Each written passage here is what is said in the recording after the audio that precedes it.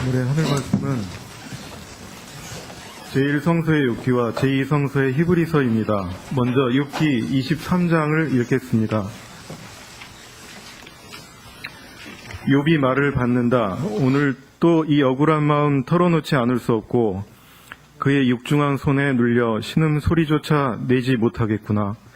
그가 어디 계신지 알기만 하면 당장에 찾아가서 나의 정당함을 진술하겠네. 반증할 말도 궁하지는 않으련만 그가 무슨 말로 답변하실지를 꼭 알아야겠기에 그 하시는 말을 하나도 놓치지 않고 들어야겠네. 그가 온 힘을 기울여 나를 논박하실까? 아니, 나의 말을 듣기만 하시겠지. 그러면 나의 옳았음을 아시게 될 것이고 나는 나대로 승소할 수 있을 것일세. 그런데 앞으로 가보아도 계시지 않고 뒤를 돌아보아도 보이지 않는구나. 왼쪽으로 가서 찾아도 눈에 뜨이지 아니하고 오른쪽으로 눈을 돌려도 보이지 않는구나. 하느님 앞에서는 가슴이 철렁 내려앉고 전능하신 분 앞에서는 간담이 서늘해지는구나. 차라리 온통 어둠에 쌓여 나의 얼굴이여 흑암 속에 묻혀라. 이어서 히브리서 4장 12절에서 16절 말씀을 읽겠습니다. 하나님의 말씀은 살아있고 힘이 있으며 어떤 쌍날칼보다도 더 날카롭습니다.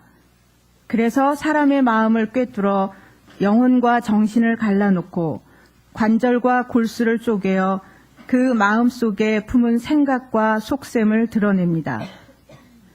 피조물 치고 하느님 앞에 드러나지 않은 것은 없습니다. 하나님의 눈 앞에는 모든 것이 다 벌거숭이로 드러나게 마련입니다. 언젠가는 우리도 그분 앞에서 심판을 받아야 합니다. 우리에게는 하늘로 올라가신 위대한 대사제이시며 하느님의 아들이신 예수가 계십니다. 그러므로 우리는 그분에 대한 신앙을 굳게 지킵시다. 우리의 사제는 연약한 우리의 사정을 몰라주시는 분이 아니라 우리와 마찬가지로 모든 일에 유혹을 받으신 분입니다. 그러나 죄는 짓지 않으셨습니다. 그러므로 용기를 내어 하느님의 은총의 옥자로 가까이 나아갑시다. 그러면 우리는 하느님의 자비와 은총을 받아서 필요한 때에 도움을 받게 될 것입니다. 다 함께 히브리서 4장 12절 말씀을 읽겠습니다. 하느님의 말씀은 살아있고 힘이 있으며 어떤 쌍날칼보다도 더 날카롭습니다. 그래서 사람의 마음을 꿰뚫어 영혼과 정신을 갈라놓고 관절과 골수를 쪼개어 그 마음속에 품은 생각과 속셈을 드러냅니다. 이 말씀으로 귀한 깨달음과 결단이 있으시기를 바랍니다.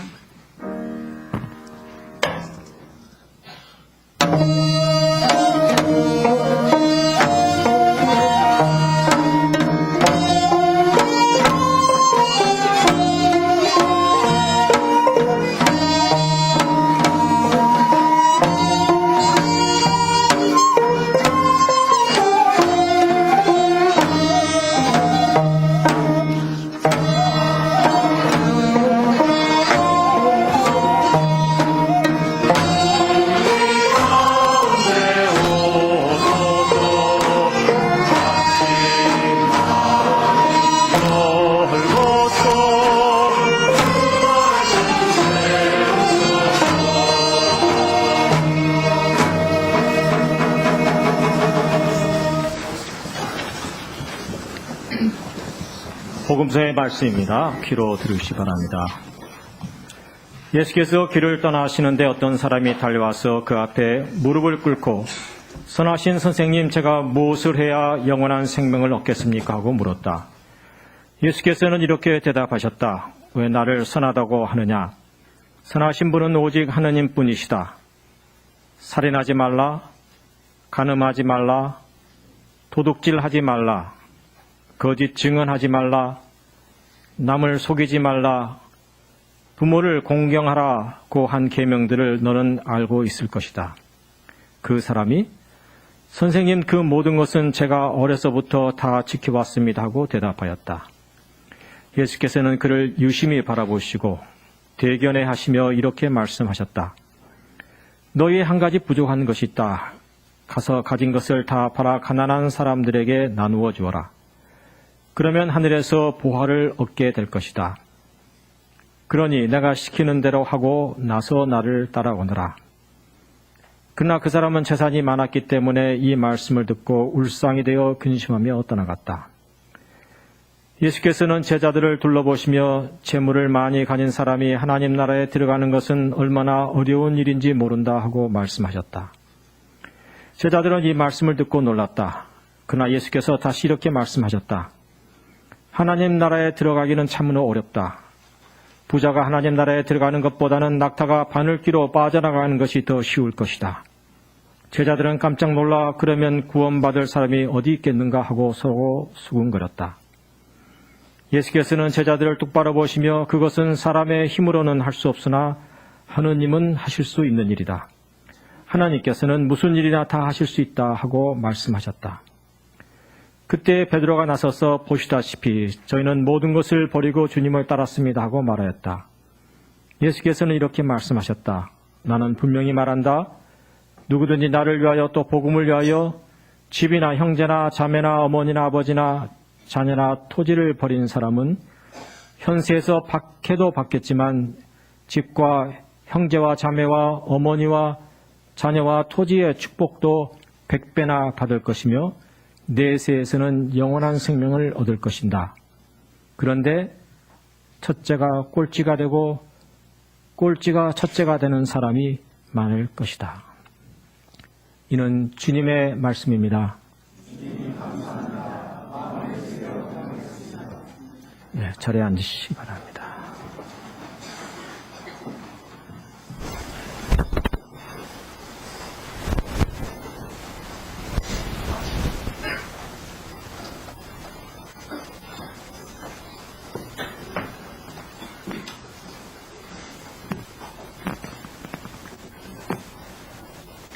어, 27년 전 미국 사회에 선풍적인 관심을 불러일으킨 한 책이 있었는데 그 제목은 선한 사람에게 불행한 일이 생길 때, 영어 제목으로는 When Bad Things Happen to Good People 이었습니다.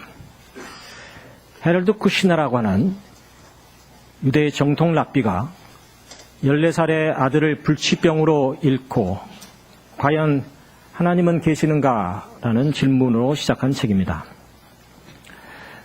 당시 미국 사회는 경제적으로 매우 부강한 시대였고 정치, 문화 모든 부분에서 상당히 안정되어 있었고 종교적으로도 매우 강성해서 성서가 말하는 약속의 땅 가나안은 다름 아닌 God bless America요. 존 무어가 그린 유토피아는 존재하지 않은 상상의 땅이 아니라 자신들이 살고 있는 미국이라는 확신이 깊어가던 시기였습니다. 이 책은 개인의 삶에 일어난 불행의 의미를 찾아가는 일종의 신앙서적이었지만 그 책이 큰 관심을 얻었던 것은 30여 년의 세월이 지난 오늘의 시대에서 평가해보면 악에 관련한 미국 사회 전체에 던지는 실존적인 예언의 소리가 그 안에 담겨 있었기 때문입니다. 악의 출처에 관련하여 그리스 신화는 제우스 신이 열지 말라는 상자를 여성 인간 신인 판도라가 호기심을 견디지 못하고 그 뚜껑을 열므로 그 안에 담겨있던 욕심, 질투, 질병 등등의 온갖 악이 세상으로 나왔고 다만 그 안에는 미처 빠져나오지 못한 희망만이 남게 되었다고 설명합니다.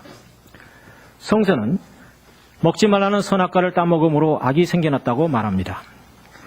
둘 다 여성에게 책임을 돌린다는 점에서 당시의 성차별적인 사회적 시각을 보여주고 있으며 그리스 신화는 온갖 악에도 불구하고 희망이 마지막으로 남아있음을 말하고 있고 창세기 설화는 첫 인간들이 죄로 인해 에덴 동산으로부터 추방을 당하지만 그러나 하나님이 저들에게 가죽옷을 입혀주었다는 얘기를 통해서 하나님께서는 여전히 저들과 함께하고 있음을 말하고 있습니다.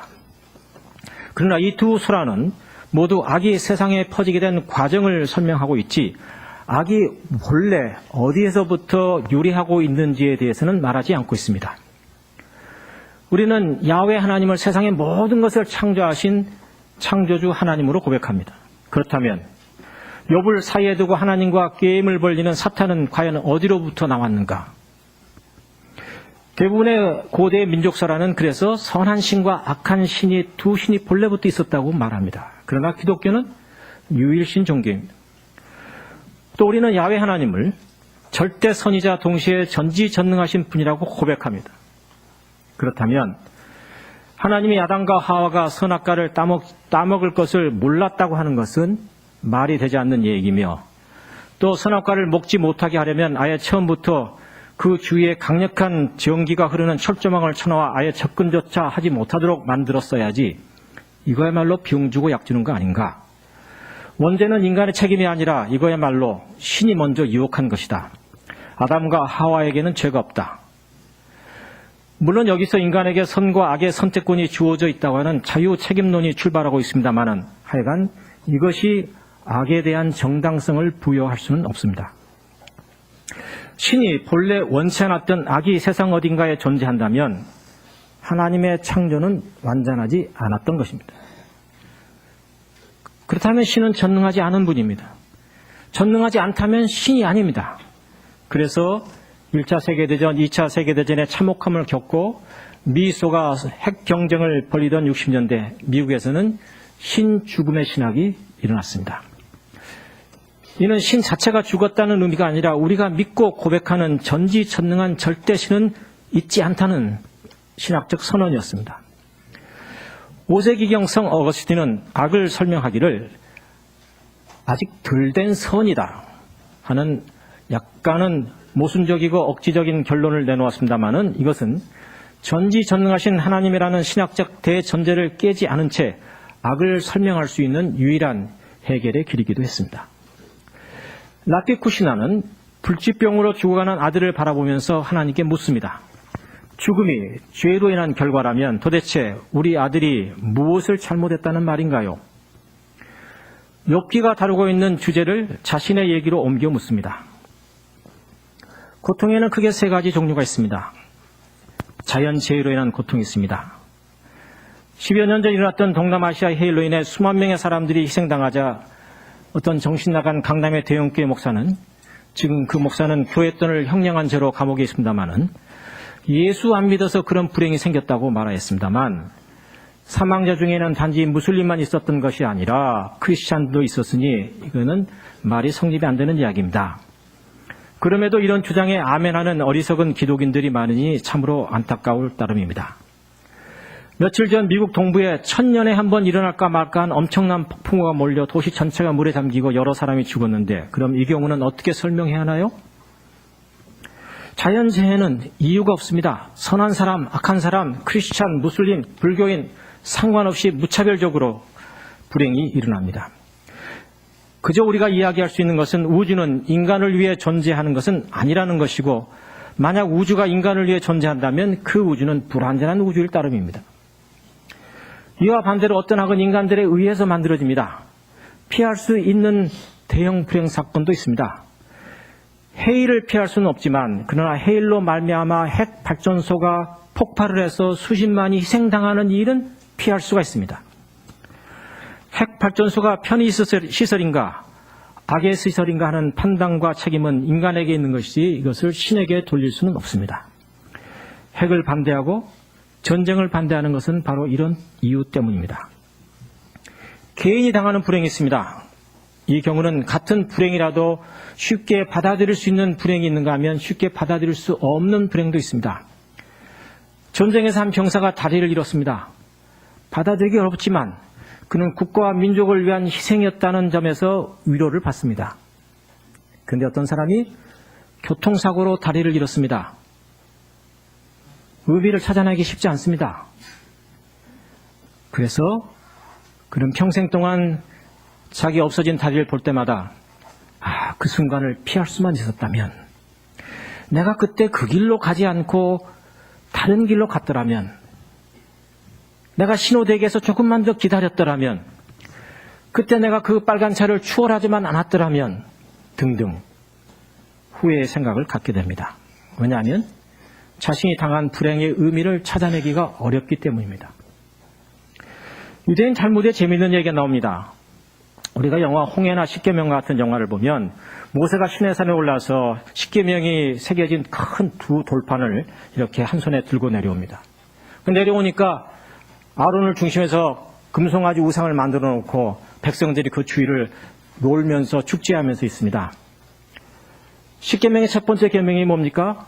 나 외에 다른 신을 섬기지 말라. 두 번째 계명은 뭐예요? 아무 것이라도 형상을 만들지 말라. 그 형상이 야훼 이름으로 되었다 하더라도 이미 형상을 만들었다면 그건 우상이다 라는 게 두 번째 계명입니다. 그런데 모세의 눈앞에서 이를 어기는 첫 번째, 두 번째 계명을 어기는 일이 벌어지고 있습니다. 모세는 분노해서 영화에서 보면 그 십계명 돌판을 던져서 부숴버립니다. 우리가 묻습니다. 아니 어떻게 거룩한 하나님의 계명이 새겨진 십계명의 돌판을 던질 수가 있느냐? 유대인들의 답은 이렇습니다. 그건 모세가 소의 형상을 보는 순간 그 새겨진 십계명의 돌판에 새겨진 계명들이 사라졌다는 것이죠. 그래서 모세가 던진 돌판은 십계명의 돌판이 아니라 그냥 돌판이었다. 그런 해석. 그런데 우리가 성서 이야기를 보거나 또는 이제 영화를 보면서 떠올리는 또 하나의 질문이 있는데, 아니 모세가 그 무거운 십계명의 돌판을 어떻게 그렇게 가볍게 한 손에 하나씩 들고 산을 내려올 수가 있느냐? 여기에 대해서 유대인들의 답변은 이렇습니다. 십계명이 새겨져 있을 동안에는 그 돌판이 무겁지 않았다. 이 얘기는 무슨 얘기인가 하니, 사람이 고통을 당하더라도 고통의 의미를 깨닫는 순간에는 그 고통이 어렵지 않다는 것이죠.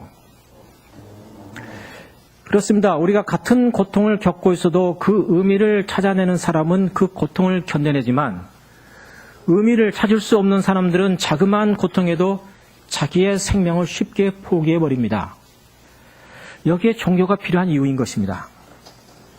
선한 사람에게도 불행한 일이 일어날 수 있는 그 이유를 설명하기는 어렵습니다. 그러나 그 의미를 찾을 수는 있습니다. 물론 이 또한 남의 불행이라면 쉽게 답이 나오겠지만 자신의 불행의 의미를 찾아내는 일은 결코 쉽지 않습니다. 그러나 여기에 종교가, 신앙이 답을 줄 수는 있습니다. 물론 의미를 찾아낸다고 해서 그 고통이 반감된 것은 아닙니다.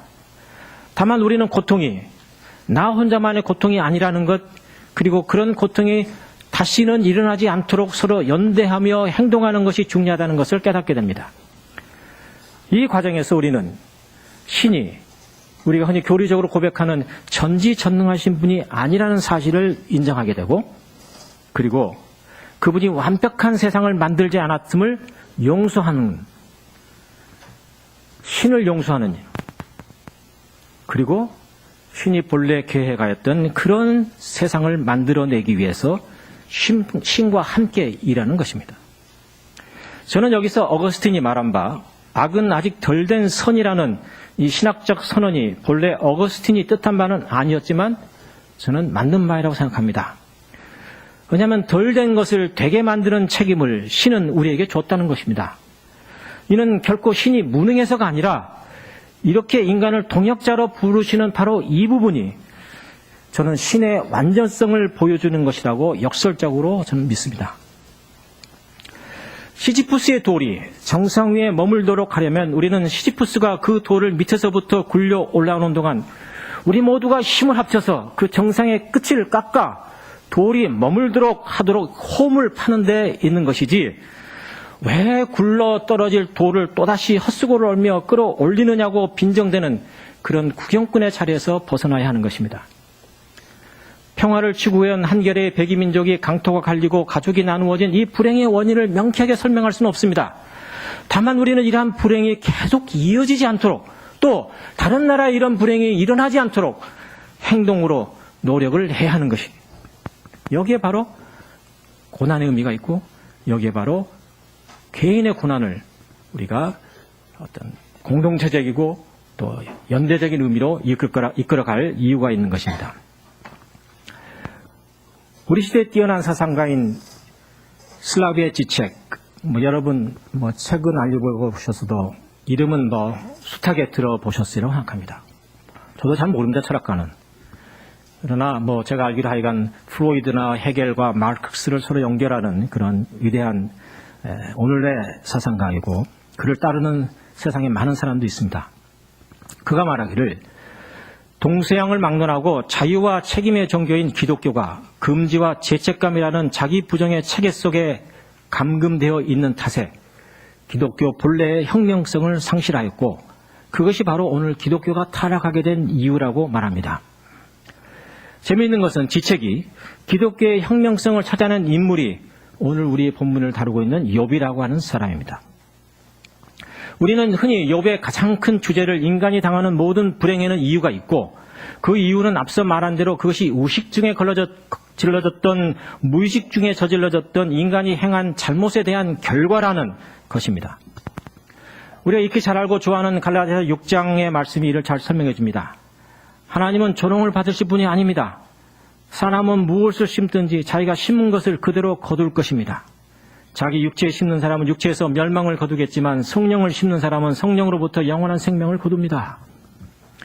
그런데 욥이 이러한 선과 악의 결과에 대해서 욥은 저항합니다.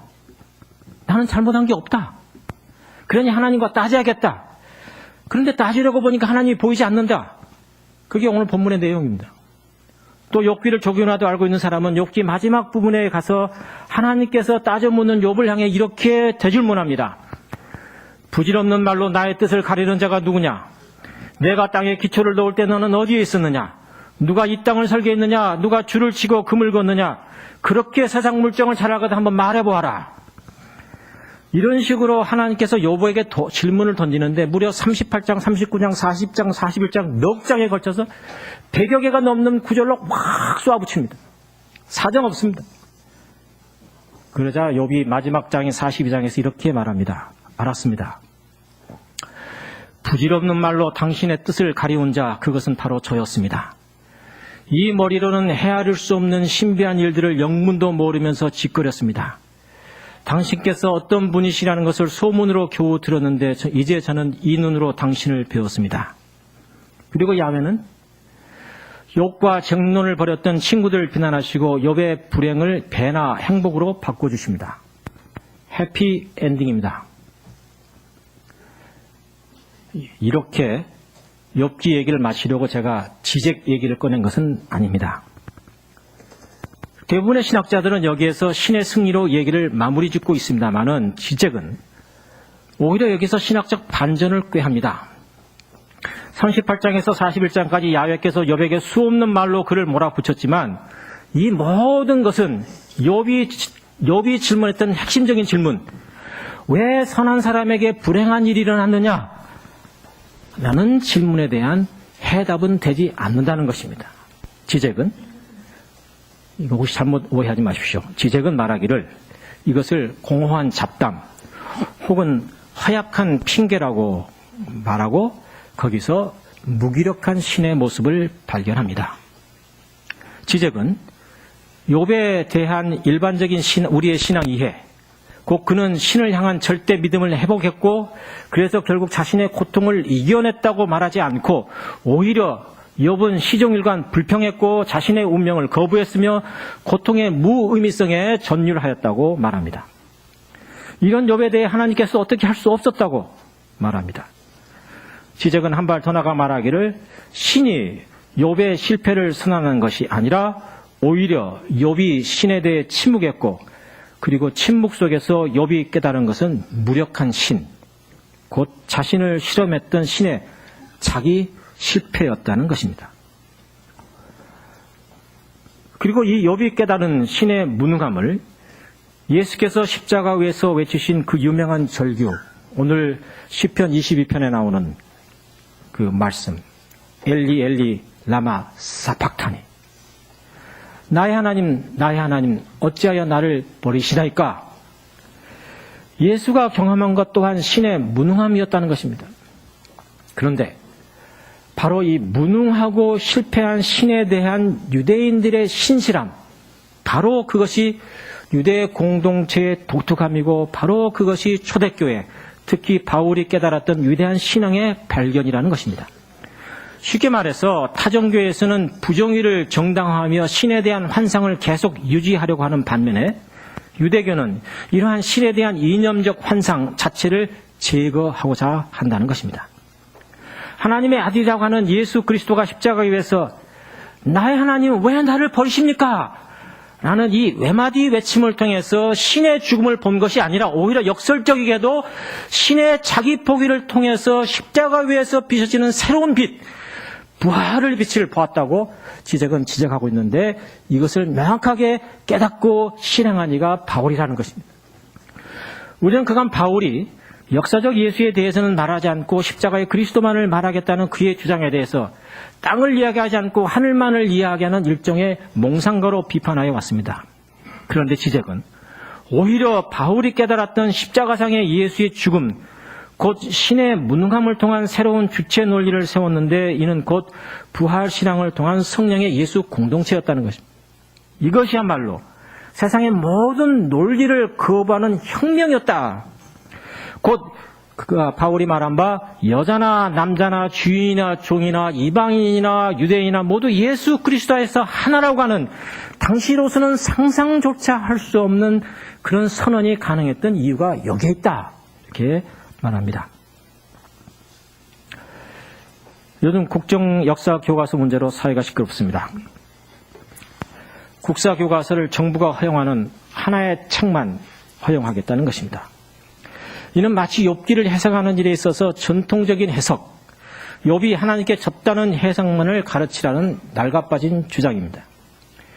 일종의 역사의 기록인 성서를 해석하는 일에 있어서 오직 한 가지 해석, 여러분이 어느 교회를 가나 목사는 똑같은 설교만 해야 된다, 똑같은 해석만 해야 된다 라는 주장과 똑같은 어리석은 일이요, 정말 백해무익한 주장이요, 세계 사람들의 손가락질을 받는 부끄러운 일입니다. 대부분의 역사학자와 대부분의 역사 교사들이 반대하는 일을 밀어붙이는 것은 자기 아버지 우리가 잘 아는 대로 독재자 박정희의 친일의 과계를 덮겠다는 이유 외에는 다른 이유가 없습니다. 권력의 행포입니다. 단지 권력의 행포가 아니라 이는 역사를 뒤집는 엄청난 반역입니다. 박정희가 군사 쿠데타를 일으켰다면 박근혜는 역사 쿠데타를 시도하고 있습니다. 절대 왕정인 조선시대에도 사관들이 쓴 사초나 실록은 임금이라도 들여다볼 수 없었습니다. 딱 한 번 예외가 있었으니 폭군 연산군이 제위 10년이 지났을 때 가족 사조를 작성하지 못하도록 명한 때가 있었습니다. 그러나 그도 고치거나 실록을 볼 수는 없었습니다. 절대 왕조 시대에도 이처럼 역사의 기록은 공정하고 엄격하고 권력으로부터 독립권을 갖고 있었습니다. 조선 왕조 실록이 유네스코 문화유산으로 등재될 수 있었던 이유입니다. 전 독립기념관장이자 여러 독립운동가들의 평전을 써낸 김삼웅 씨가 말하듯이 자고로 369의 위정학자들이 역사를 뜯어고치고자 하고 후세의 평가가 두려운 세습 권력이나 아류 정권들이 자신들에게 불리한 기록을 삭제, 변형, 왜곡시키려고 한다는 것입니다. 일본 아베 정권이 일본의 역사 교과서를 뜯어고쳐 조선 침략을 정당화하고 독도를 자기 땅이라 우기는 일과 같은 일입니다. 일제가 1910년 대한제국을 병탄하고 제일 먼저 한 일이 무엇인지 아십니까? 전국의 경찰과 헌병을 총동원해서 조선의 사설을 비롯해서 전통, 문화, 예술, 인문, 전기, 열전, 충의록, 무용전에 이르기까지 모조리의 책들을 다 압수해서 당시 한 20만 권의 책을 압수해서 다 불태웠습니다. 그리고는 그 이후 27년 동안에 걸쳐서 엄청난 돈을 들여서 조선사 35권 사료 총서 102편, 사료 복본 1600편을 편찬하였는데 이 내용은 철저하게 우리의 민족 사상을 말살하기 위해서 우리의 탕파성을 강조하고 우리의 문화의 독창성의 결여를 강조해서 4대주의 사상을 키워냈습니다. 이때 최남선, 이병도 등이 편수관으로 참여를 하였는데 사실 요즘 관변 역사학자들은 이들의 문화생들입니다. 일제의 마지막 조선 총독, 현재 일본 아베의 외할아버지가 되는 사람인데 그가 1945년 9월 조선을 떠나면서 뭐라고 말했습니까? 조선이 옛 영광을 되찾으려면 100년이 더 걸릴 것이다. 왜냐하면 일본은 조선에게 총보다 더 무서운 식민사관을 심어놨기 때문이다. 식민사관에 젖어 일본 천황에게 혈서로 충성맹세를 쓴 박정희의 피를 이어받은 박근혜, 그 또한 말은 현지의 교과서가 북조선의 내용과 비슷하다면서 이를 바꾸려고 하는데 알고 보면 이것도 억지 주장일 뿐 루 라이트 계열 학자들이 주장하는 또 하나의 식민사관입니다. 심지어는 신영복 성공회대 석자 교수가 쓴 국가기록원 현판을 교체했는데 이는 그가 과거 간첩사건 연루자라고 이기 때문이라고 하는데 우리가 다 아는 대로 그는 국가폭력에 의한 조작된 간첩이 되었다고 하는 것을 다 알고 있습니다. 이는 고문에 의한 조작 간첩 사건을 다시금 재조작하려는 매우 부당한 행위입니다. 심지어는 60년대 이런 간첩을 조장하는 일에 가장 앞장을 섰던 공안검사 출신인 고영주 현재 방송문화진흥회 이사장이라는 사람은 한술 더 떠서 문재인은 공산주의자요, 노무현 전 대통령은 변형된 공산주의자요, 현재 역사학자 90%, 국민의 60%가 모두지 자경이 당하는 정신병적인 발언을 하고 있습니다. 그 사람이 주장에 하면 박근혜 씨 또한 평양을 방문해서 김정일 위원장과 악수를 하고 김일성 주석 생가에 만경대에 가서 방명록에 자기 이름을 남겼는데 이 또한 북을 찬양하고 고무한 일로 공산주의자. 따지고 보면 박정희가 진짜 공산주의자였죠. 여순항쟁 사건의 주모자로 경찰에 붙잡히자 공산주의자 동료들의 동료주의 이름을 팔아서 자기 목숨을 부지한 사람. 박근혜의 피 속에는 공산주의의 피가 흐르고 있습니다. 그렇게 말해도 과언이 아닙니다. 현재 국정교과서를 채택하는 나라는 사회주의를 주창하는 북조선과 방글라데시 등 일부의 이슬람 국가들이 채택하고 있을 따름입니다. 민주국가에서는 있을 수 없는 일입니다. 박근혜 씨는 지난 8.15 경축사에서 대한민국 정부 수립일인 1948년 8월 15일을 건국절이라고 불렀습니다. 이렇게 되면 임시정부 27년의 역사와 독립운동이 대한민국 역사에서 사라집니다. 이렇게 되면 대한제국 병탄의 책임도 정신대의 책임도 물을 수가 없습니다.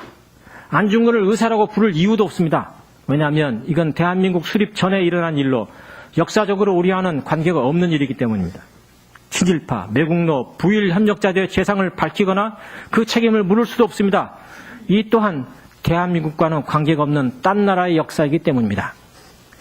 게다가 같은 해 9월 9일에 건국을 한 조선민주주의 인민공화국과도 역사적으로 아무런 상관도 없게 되므로 통일의 정당성, 역사성을 찾을 수가 없게 됩니다. 역사는 해석입니다. 역사를 배우는 것은 무엇이 불의한 일이고 무엇이 옳은지를 인간의 긴 세월을 통해 깨닫는 일입니다. 공과 사를 구분하는 인식의 기본 틀을 배우는 것입니다. 사적인 이익을 꾀한 일을 공적으로 확대 해석하고 이걸 학생들에게 가르치면 가치관과 세계관에 큰 혼란이 일어납니다. 개인으로 보면 살인자도 도둑놈도 다 옳은 일입니다. 그 형편, 그 상황에서 보면 그렇게밖에 할 수 없었어요. 그 사람은요. 전두환도 다 옳은 일이에요. 사적으로 보면 안 됩니다. 그렇게 되면 그런 식으로 역사를 해석해놓고 그런 식으로 배우게 되면 하고 온 날 군사쿠데타 일어나는 거죠.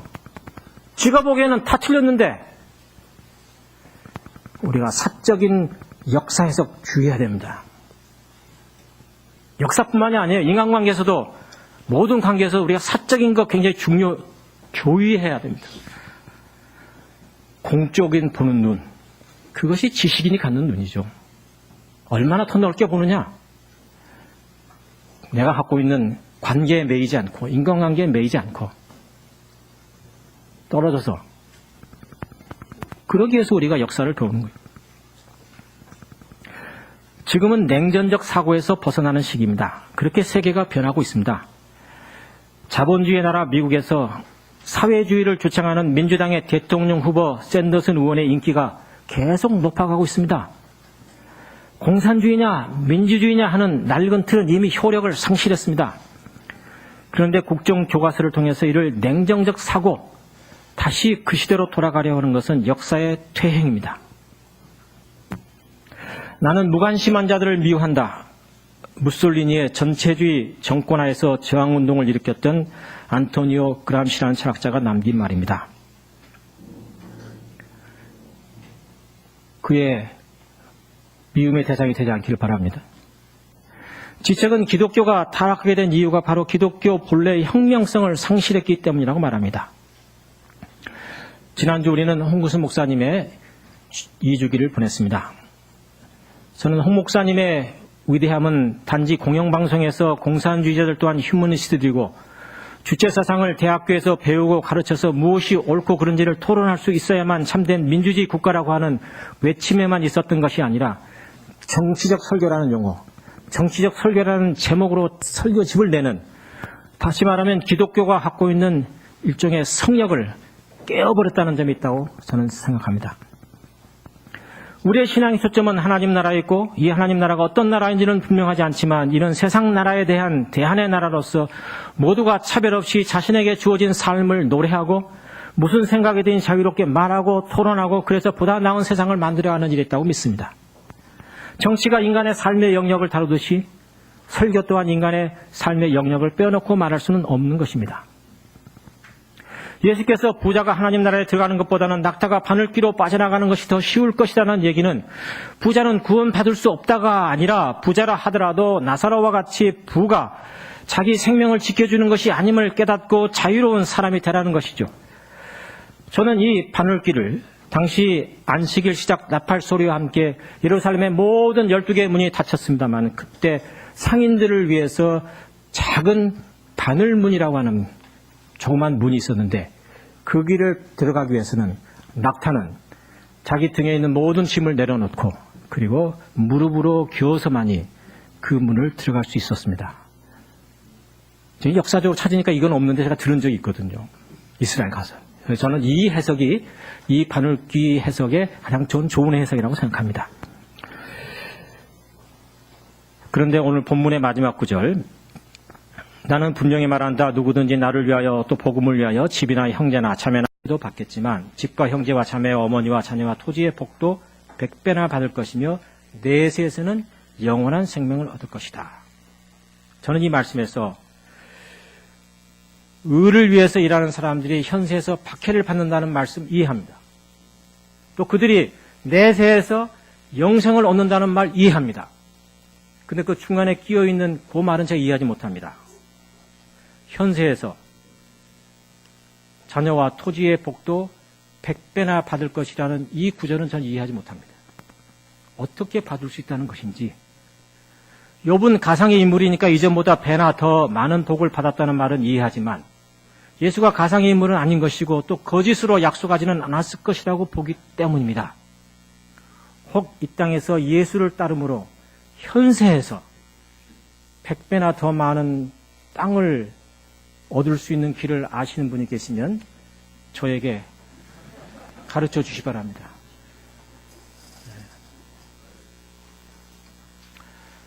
어쩌면 하나님의 말씀은 살아있고 힘이 있으며 어떤 쌍날칼보다도 더 날카롭다고 하는 이 히브리 기자의 뜻이 숨어 있는지도 모르겠습니다. 다 함께 침묵으로 기도하겠습니다.